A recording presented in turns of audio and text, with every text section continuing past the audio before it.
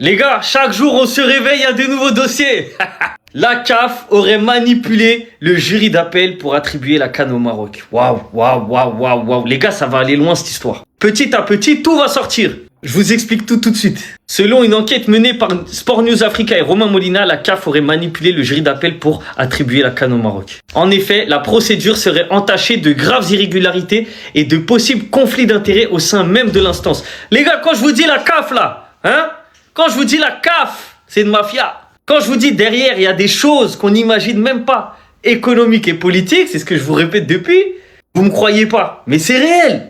2 semaines avant la décision, le responsable chargé de garantir l'indépendance du jury d'appel en poste depuis plus de 5 ans et reconnu pour son professionnalisme a été brutalement licencié dans le cadre d'une réorganisation entre guillemets sans qu'aucune faute ne lui soit reprochée ni explication claire fournie. Donc 2 semaines avant d'attribuer la CAN au Maroc par la commission d'appel de la CAF, ils ont viré une personne qui était là depuis 5 ans et qui constituait les jurys.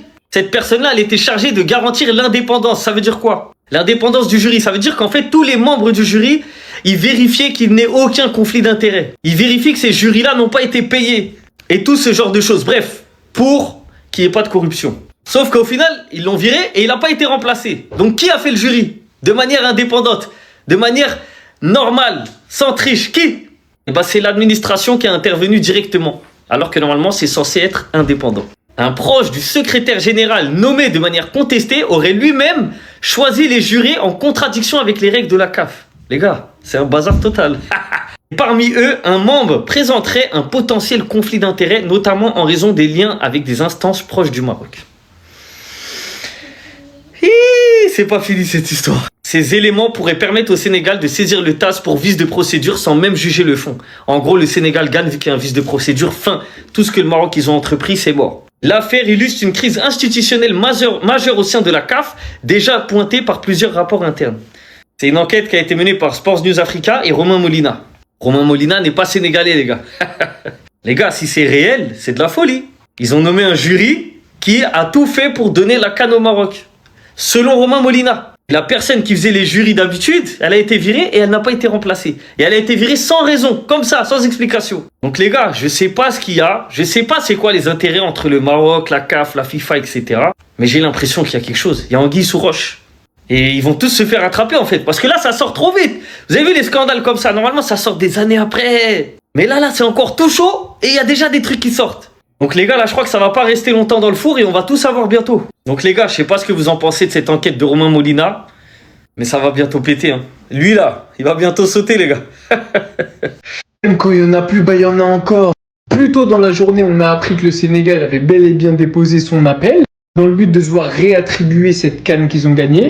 Et là, tout d'un coup, on apprend que d'après une enquête menée par Romain Molina et S News Africa, alors bon, à voir dans quelle mesure il faut les prendre au sérieux. Mais si c'est vrai et avéré, ça serait très grave pour le football africain. On apprend donc que 2 semaines avant la décision, le responsable de l'indépendance du jury d'appel a été brutalement licencié, sans faute reprochée, officiellement pour une réorganisation.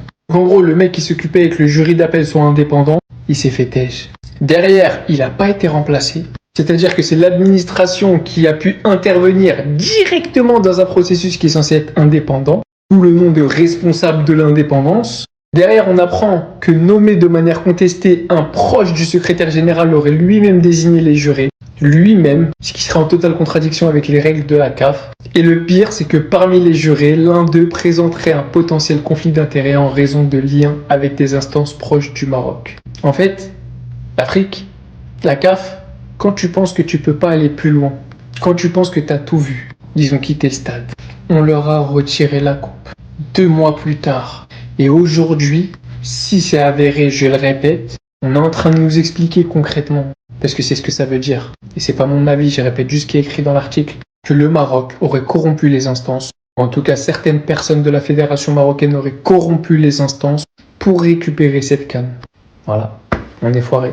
définitivement pour de bon. La CAF aurait manipulé le jury d'appel pour attribuer la CAN au Maroc. L'accusation est complètement dingue et elle provient d'une enquête réalisée par Romain Molina pour Sport News Africa. Cette enquête résumée ici en quelques points par Instant Foot met notamment en avant le licenciement du responsable de l'indépendance du jury d'appel juste avant la décision de la CAF sans faute reprochée et officiellement pour une réorganisation. Cet homme censé garantir l'indépendance du jury d'appel n'a pas été remplacé, laissant l'administration de la CAF intervenir directement dans le processus pourtant censé être indépendant.